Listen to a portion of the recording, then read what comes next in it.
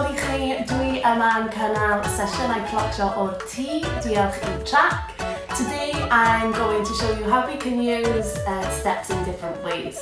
Hyd yn hyn, dwi wedi bod yn Clocsio i rhythm 4-4, ond licen i ddangos i chi sut mae camau gallu trosglwyddo o rhythm 4-4 i rhythm 6-8. We've been dancing to a real rhythm up until now, but a jig or 6-8 rhythm is also something that's used all the time in traditional music and dance. So here we go. Mae ddawnsio mewn rhythm 6-8 yn wahanol i ddawnsio yn rhythm 4-4. I ni'n galw alawon sy'n mynd yn 6-8 yn jigs, ac unrhyw beth sydd yn 4-4 fel arfer, 9 times out of 10, newn ni alw rhywbeth yn 4-4 yn real. A heddiw, ni'n mynd i edrych ar sut allan ni defnyddio camau ni'n gwybod yn barod nawr, felly camau ni wedi gwneud yn y sesiynau cynt, sut allan ni addasu reina a defnyddio reina mwyn dawnsio'n rhythm newydd, ond heb bod ni eto yn gorfod dysgu rhywbeth newydd gyda'n traed ni. So we're going to look at how we can just adapt the rhythm of what our feet are doing to dance in a 6-8 rhythm. So these will be things that we've already done in previous sessions, but we're going to just change the rhythm slightly. Fi'n mynd i ddangos I chi be fi'n meddwl nawr. I'm going to show you what I mean. Enghraifft, I ni di wneud y pitter-pat neu a train step. So we've done that in a previous session. And in 4-4, so in 4-4, real rhythm, it sounded like this.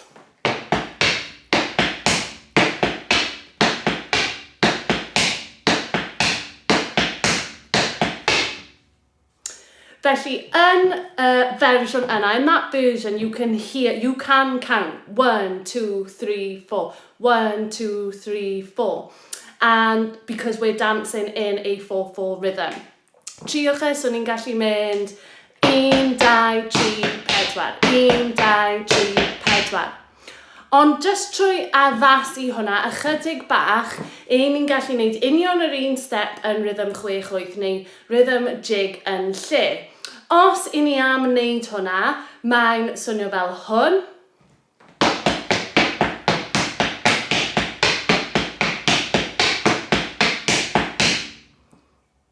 Grandewch eto, so tro yma dos bod ni'n gallu cyfri 6, a ni'n mynd... A, 1, 2, 3, 4, 5, 6, 1, 2, 3, 4, 5, 6, 1, 2, 3, 4, 5, 6, 1, 2, 3, 4, 5, 6. Felly mae rhythm 6-8 yn fwy nath hyn athro dawns fi disgrifio dawnsio I jig neu 6-8 fel bod ar y ceffyl. Dychmygwch ceffyl, like imagine you're on a horse and the horse is galloping, and that's more of a jig rhythm. Whereas a 4-4 rhythm is sort of straighter. Felly, I ni'n gwybod y cam yma yn barod. Our feet already know how to do this step. Gewn ni trio fe. So, grandewch unwaith eto. Listen one more time at how the rhythm has changed.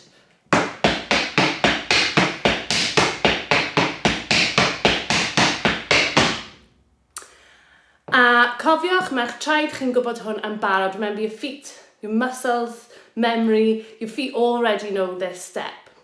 So ni'n mynd I fynd 1, 2, 3, 2, 3, a 1, 2.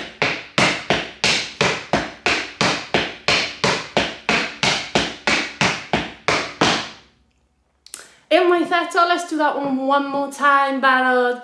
1, 2, 3, 2, 3, 3, 2, 3, a 1, 2, 3.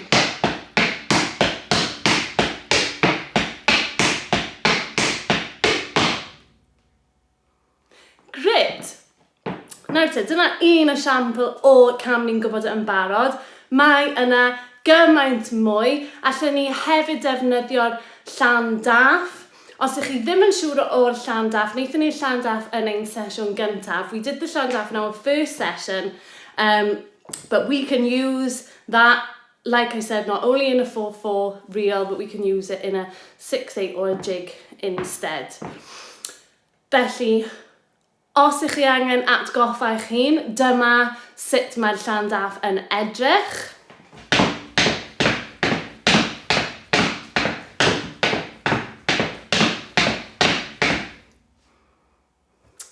A mae'n anodd falle clywed y gwahaniaeth rhwng y 6/8 a'r 4/4 gyda'r step yma nes bod ni'n rhoi cerddoriaeth ymlaen. So it's not as obviously different until the music's on with this step, but you will hear the difference between the 6/8 and the 4/4 as soon as we get some music going in a bit. Now, ni trio'r llandaff to beth. We're going to try the llandaff anyway to make sure we're all on the same page. Cofiwch nawr mae eich coes dde yn mynd yn ôl i'r blaen. Wedyn ni'n croesi a dod nôl i'r blaen. A mae'r coes chwith yn mynd i wneud union yr un peth. Ac wrth i un coes wneud y symudiad yma. So whilst one leg is doing this movement, the other leg is going to be doing a hop.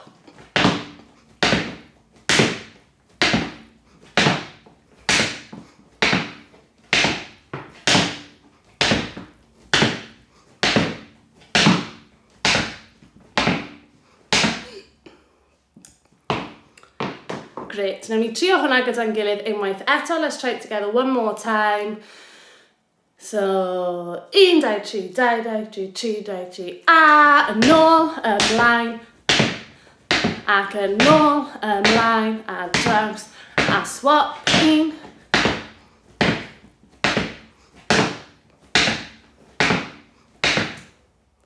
Great.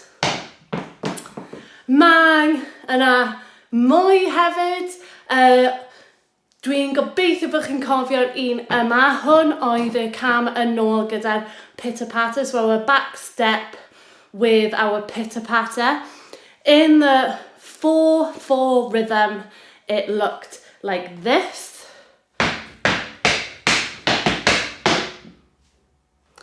Use it in the 4/4 rhythm one more time, which we've already done.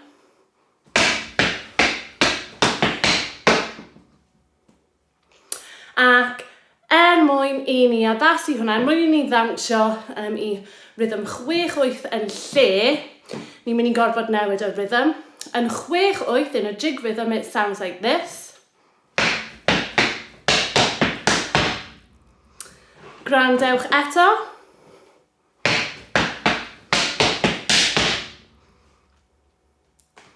Felly, fel o'n i'n gweud, mae'n traed ni yn wneud union yr un peth ag oedden nhw yn rhythm 4/4. Ond mae'r rhythm y clics, mae'r clics yn lle newid falle. Mae angen i ni cadw yn ein pen ar gyfer y cam yma. Newn ni trio fe ta beth. Barod. 1, 2, 3, 2, 2, 3, 3, 2, 3, a... Eto.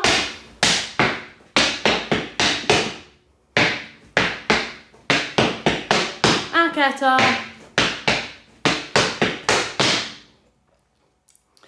Felly dyna cwpl o ffyrdd allwn ni defnyddio pethau ni'n gwybod yn barod mwyn dawnsio mewn rhythm gwahanol. Newch chi weld pobl neu unrhyw un sy'n falle cystadlu mewn Clocsio neu sy'n arddangos dawns I unrhyw gynulleidfa.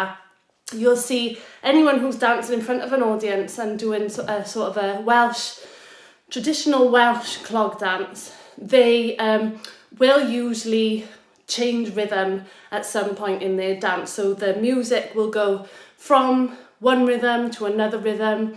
The most common are usually 4/4 rhythms, 6/8 rhythms, 3/4 rhythms, but you'll also sometimes get a 9/8 rhythm. There's obviously loads to choose from, but really 4/4, 6/8, 3/4 and 9/8 are the most common rhythms you're going to come across if you're watching a traditional Welsh clog dance. Felly, be licen ni wneud nawr yw just trio hwn gyda bach o gerddoriaeth, just mwyn I ni sicrhau bod ni yn gwybod ble neu sut mae'r rhythm yma yn gweithio gyda'r cerddoriaeth. So fi di ffind y cerddoriaeth a fi di arafu'r cerddoriaeth I lawr ychydig bach. I've slowed the music down a little for now so that we can get our heads round this new rhythm. Ni'n mynd I ddechrau gyda y pitter pat. Mae'n mynd I fynd y speed yma. Barod, 1, 2, 3, a!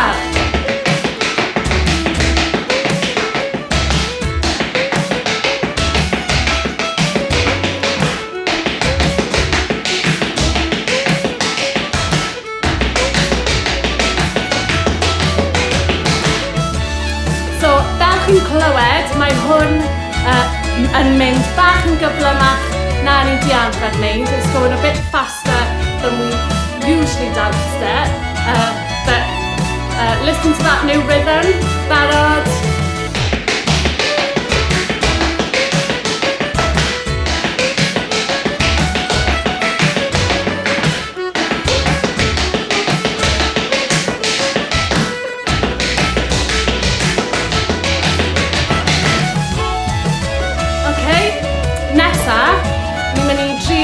Ein llandath.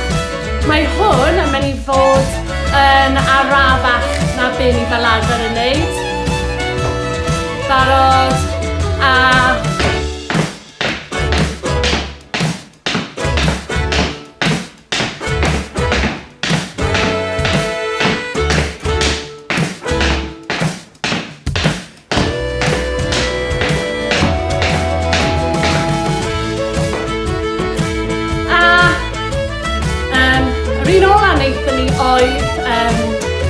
cam yn ôl yna gyda'r pitter pat.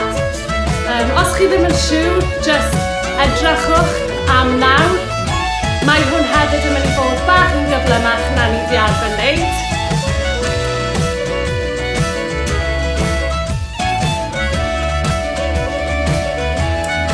Un, dau, tri, a!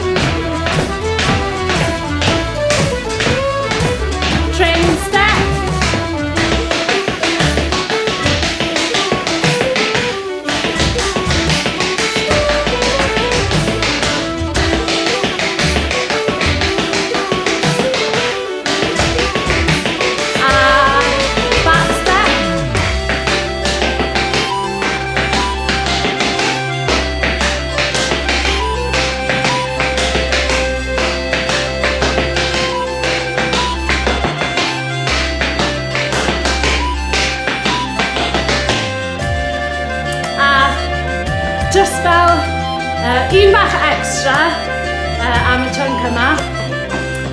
Mae unrhyw beth ni'n neud, sort of anything we do that involves jumping, you can fit to a 6/8 almost exactly the same as you would have 4/4. Enghraifft, y siswrn hir, where we go out together and out and cross. Neu y siswrn byr, neu wi trio'r siswrn hir, I ddechrau, cofiwch tra bod ni'n neud hwn bob eich sodlau off y llaw, barod, siswm hir, a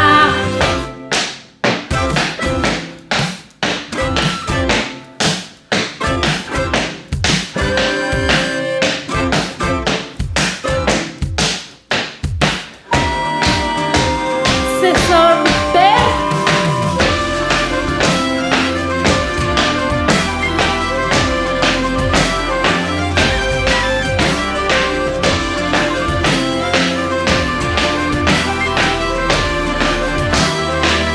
Train step.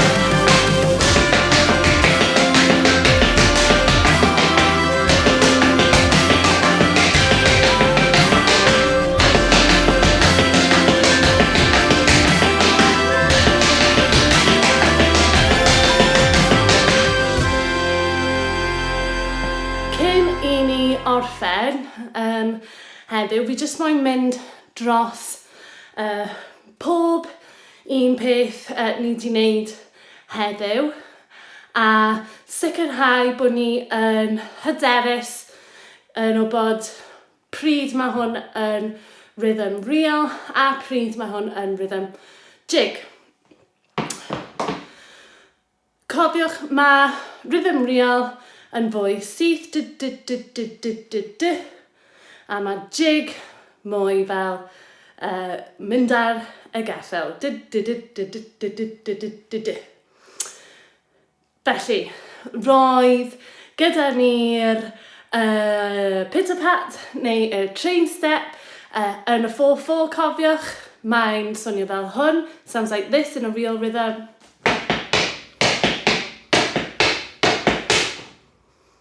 Ac yn rhythm 6/8 mae'n mynd I swnio fel hwn.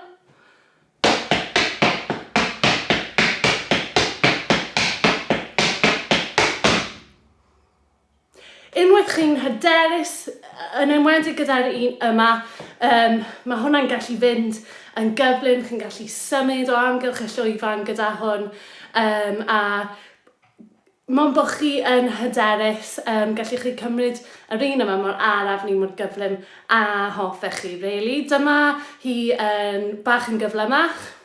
1, 2.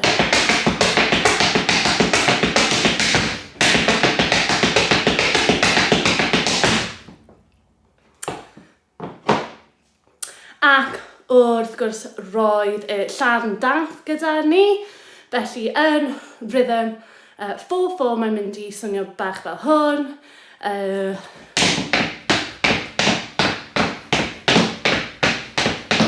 Chi'n clywed y 1, 2, 3, 4, 1, 2, 3, 4, 1, 2, 3, 4, 1, 2, 3, 4. Ac yn y rhythm 6/8 mae'n mynd I swnio fel hwn. Barod, a felly chi'n gwrando mas am y 1, 2, 3, 2, 2, 3, 1, 2, 3, 2, 2, 3, 1, 2, 3, 2, 2, 3, 1, 2, 3, 2, 2, 3. Okay, so it's more of a 1, 2, 3, 2, 2, 3, 1, 2, 3, 2, 2, 3. Ac I orffen roedd gyda ni cam yn ôl gyda'r pitter-pat, felly roedd hwn yn y 4/4 rhythm yn swnio fel hwn. So nesa 1, 2, 3, 4, 1, 2, 3, 4. That was it in our real rhythm, which we did in a previous session. Now that we've switched to a 6/8 rhythm, it's going to sound like this. 1, 2, 3, a.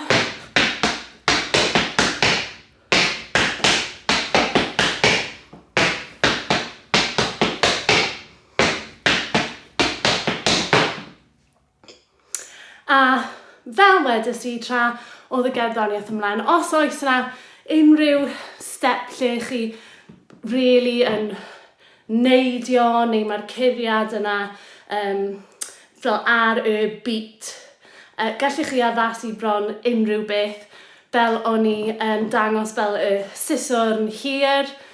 1, 2, 3, 2, 2, 3, 1, 2, 3, 2, 2, 3, 1, 2, 3, 2, 2, 3, 1, 2, 3, 2, 2, 3. A siswrn byr.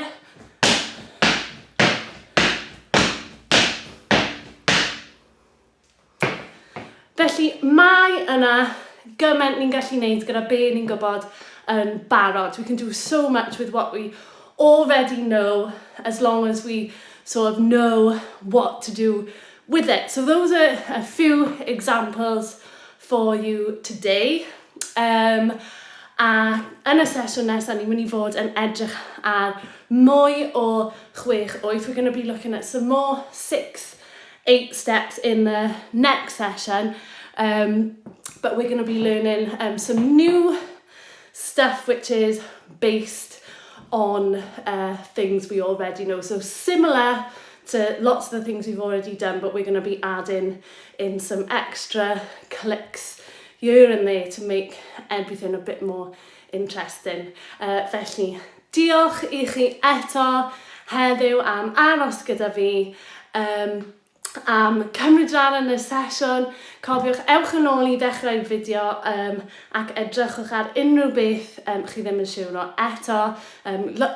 Go back and look at anything you're not sure of again through the video, and then we'll get on to our next session where we're going to learn a few more things. Diolch I chi, diolch I Trac, a na I weld chi yn sesiwn 6.